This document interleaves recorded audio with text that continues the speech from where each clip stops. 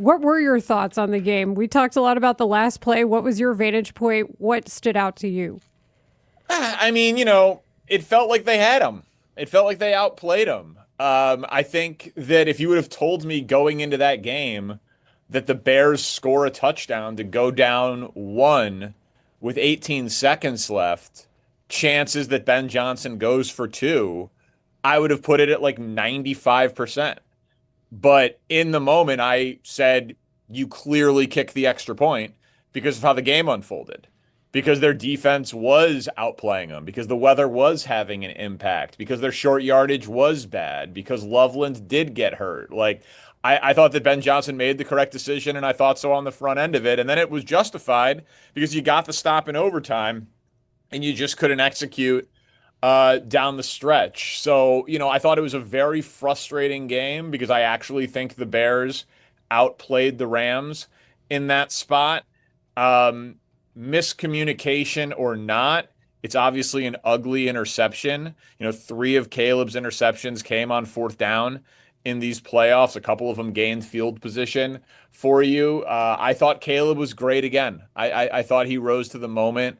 I thought he was very impressive. And, it was not terribly difficult for me to turn the page because of how exciting and wonderful the season was and how they feel ahead of schedule. Yet I can acknowledge that there's no guarantee that you'll ever get back. Like Bengals fans thought they would have been back by now. That hasn't happened. Josh Allen hasn't made it. Lamar hasn't made it. So, these things are fleeting and every opportunity is precious, but it felt like chapter one in a long book. We heard from General Manager Ryan Poles today. We heard from head coach Ben Johnson, their end of year press conferences. The things that stood out to me, well, one of the things anyway that stood out to me was a point of emphasis this offseason is that we're going to work on catching the football. It's a good idea. And yeah, and I want to know what your level of, I don't know if disappointment, but maybe just your overall feeling on maybe the lack of step forward that Rome Odunze took this season. I mean, as a guy who's a number 9 overall pick. Yeah, I know. I noticed his dad wasn't chirping as much on social media recently. Listen, Rome. I was very excited for the pick. That was well documented on the score. I thought that he did not improve as much this year as I would have thought that he did. And I can still think that Luther Burden, Colston Loveland, and Rome Odunze is a really good trio to grow with Caleb Williams for the next, 3, 4, 5 seasons. And it's a really exciting young offensive nucleus. But if I had to, it's crazy. Like if I had to bet today who is going to be the better NFL player, Luther Burden or Rome Odunze, I'd bet on Luther Burden. And that's crazy given where they were drafted and what some of the like intangible between the ears type stuff was said about each player.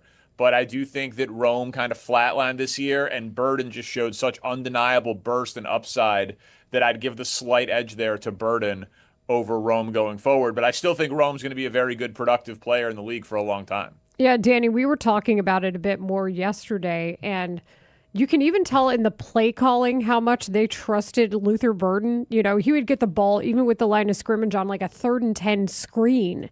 And the expectation there was do your thing. Go get the yards after catch that we know you're supposed to get. To have that kind of responsibility as a rookie, that stood out to me. Yeah, he, I remember coming on the score after the draft and saying that, I had talked to someone around the Missouri football program because I used to cover them when I lived and worked in Kansas City, who said that he was the most talented football player that Mizzou had ever gotten. And I was like, wait, what? So you guys had Jeremy Maclin, Dorial Green Beckham's one of the biggest recruits in like the last 15 years in college football. Alden Smith, Chase Daniel, like they're like, no, no, no. Luther Burden, most talented football player to ever wear a Tiger uniform. But, they had multiple quarterbacks his last year. They had early season losses. Their big aspirations kind of got dampened. And that there was definitely some question of like, was he a 100%, like, was his effort going to be consistent? Like, it wasn't ever a question about his talent. It was more of an effort thing and an inconsistency thing that dropped him into the second round. But if Antoine Randall and Caleb Williams and Ben Johnson have gotten Luther Burden to play with, locked in focus and what you're talking about there, Layla, like trust. He would have been a first round pick if all of that stuff would have been buttoned up in college. So, when Ben Johnson talks today about his A-plus coaching staff and how people, are going to try to poach guys, like I think that's a success story. I saw Ryan Poles talked about like player development. Like they got first round production out of Luther Burden for a second round pick. And that's the name of the game, is maximizing value. So I do think that he's got a very, very high ceiling in this league. Danny Parkins joining us as he does at this time each week on Rahimi, Harris, and Grote. You can check Danny out on the newly expanded First Things First OT from 4 to 5 p.m. on FS1. You mentioned all those guys that you can see Caleb growing with. I noticed DJ Moore was not one of those guys. I don't expect him to be back next season. Share your thoughts on what you think will happen with DJ Moore. Yeah, I tend to lean with you. They were very positive about him in the end of season pressers today, which, talk is cheap and DJ Moore is not cheap for next year. One person with the team told me that it was not an effort issue on the last play, that it was also not quite a miscommunication, but like confusion. That it was a newer route concept that they had put in, and they were a little surprised by the coverage, and he kind of slowed down out of confusion of exactly where he was supposed to take that route, which is I think speaks a little bit to why Ben Johnson put it on himself today, also because Ben Johnson's a great leader and has accountability. So I obviously not a great moment for DJ Moore. I also don't love that he skipped out on the media both right after the game and the next day. Like it would be nice for DJ Moore to give his version of events on the play that ended the season, given what he gets paid and given his veteran status on the team. So my gut tells me, Marshall, that he plays for a new team next year. I'm with you. Their words today gave me a little bit of pause on that. But Odunze, Burden, and Loveland is a very, very good core that it's not that he's become expendable. It's just that the money probably can be used elsewhere. And there are cheaper veteran receivers who you could bring in to be like the number 3 receiver on a team, but still the number 1 like adult veteran in the room, as opposed to the $28 million veteran piece in the room. So my gut tells me he plays elsewhere. And Danny, we were looking at the cap numbers earlier. Just to reiterate, DJ Moore is the highest paid Bears player via the structure of the cap, set to make $28.5 million next season. That's good for 9.4% of the Bears salary cap, that according to SpotRack. So how do you see that playing out? Every time we bring up Max Crosby's name, that of course gets everybody going. It's like some sort of command where everybody starts trading and talking about it. But I bring that up knowing that it has been brought up by other people in the league, those who report. How do you see that playing out if he's not here next year? What do you think happens? Yeah, I don't know. It's like the Crosby is a bigger need than DJ Moore, obviously, and it would be very exciting if they got him. And he does feel like he would be a perfect Bear, and so I would celebrate the move.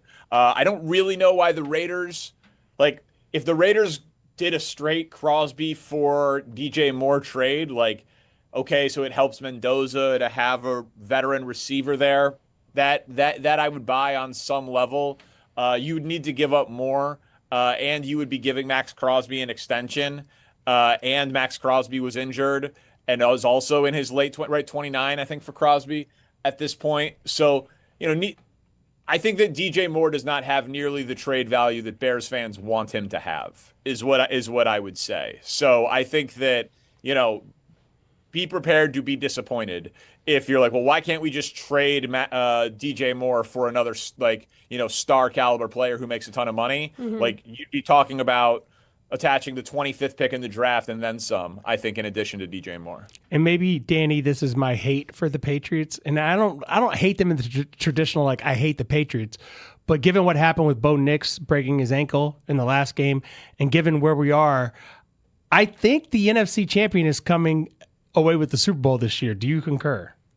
I do, yeah. Listen, I would feel that way even if Bo Nix was playing, to be clear. Like I do the exercise, we've talked about it, like because people were giving me crap about where I had the Bears over the course of the year, but like I rank the teams in the NFL every Tuesday on the show, the top 10, and I probably take it way more seriously than I should. But I had my guy Troy, my researcher out here, just kind of like do like a self audit. I had Seattle or the Rams as the top two teams for 7 consecutive weeks leading into the postseason. So like I think these are clearly the two best teams in the NFL. I think they have clearly been the two best teams in the NFL. I said on the Thursday before that Thursday night game in week 16 that I expected it to be the game of the year. And it was. That was the 38-37 game. So like I've been on this all year. I think the Seattle and the Rams are the two best teams. I'm thrilled that I think we're playing a clip on the show today. Like I said, if the Bears aren't in the NFC Championship game, I want it to be a rematch of this game because I think they're very clear. The coaches, the stories, the quarterbacks, the proximity, the chess match between McVay and McDonald. It's the Puka Nakua and Jackson Smith and Jigba, arguably the two best receivers this year in the league. I think that they are the two best teams. And then, the Patriots are a great story, but they're a little bit ahead of schedule, I think. And I don't think their roster stacks up as well compared to those two teams in the NFC. And then, as you mentioned, it's very hard for me to imagine Jarrett Stidham winning 2 playoff games here. Danny, I also want to ask you, you mentioned your experience in Kansas City as we talked to Danny Parkins, who is now on Fox Sports 1 on First Things First here on Rahimi Harris and Grote on the Score. And Danny, it immediately got me thinking about the news that had come out yesterday. Multiple reports saying that Eric Bieniemy is set to become the new offensive coordinator or returning offensive coordinator, I should say, for Kansas City. Matt Nagy's contract is up. What do you make of that entire situation? I didn't know if maybe there's a chance they bring Nagy back if he didn't get hired as a head coach, but this is a definitive decision both for Bieniemy to come back, and I feel like he's been through a lot in his career, and then for the Chiefs to make that decision. Yeah, Andy Reid loves his guys. Andy Reid, I don't know if Matt Nagy is going to be like the guy who played musical chairs and then was left without a chair and lost his job in the first place. But Andy Reid loves Matt Nagy. That's undeniable. So and Matt Nagy's a smart guy who is well liked in the NFL and has a good agent. I still think Matt Nagy's going to get a head coaching job this cycle because I don't think Andy Reid would do that to him. I don't think he would let his contract expire, have him take these interviews, hire his replacement from under him, and then have Matt Nagy kind of look like a fool out there. So I don't think it's going to be a good job. Like he might end up the coach of the Cardinals, or the or the Browns or something. But my gut tells me that Matt Nagy knows that he's going to get a head coaching job this cycle. And then the offensive coordinator for Andy Reid's a weird job because you get to coach Mahomes and you get to coach with Andy Reid. And at times they let you think that you're the play caller, but you're really not. And it's, for the Chiefs' sake, I thought it would have been better if they would have gone outside of the circle to try to inject some new life into that offense because Andy Reid's just very loyal to his guys. Bieniemy's a culture guy. Bieniemy is a coach star players hard guy. Bieniemy's a hold guys accountable. Like Travis Kelce loves Eric Bieniemy, but Eric Bieniemy doesn't really coach Travis Kelce. He just loves him because he'll coach him hard and yell at him and have them accountable. So Bieniemy's a very good coach. Some of the things that I think make him a great assistant probably limit his ability to ever really get considered for the head coaching job. But I'm never going to be surprised when Andy Reid is loyal to one of his lieutenants because he's done it. I mean, he did it for Doug Peterson, he did it for Matt Nagy, he did it for Eric Bieniemy. If you're on the Andy Reid tree, you're always there.